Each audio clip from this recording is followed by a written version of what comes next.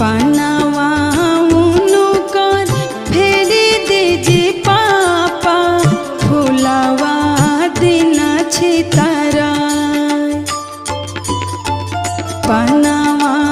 उनकर फेरी दीजी पापा फुलावा दिन छितारा हमारा के ले पापा का से खिली जाती साज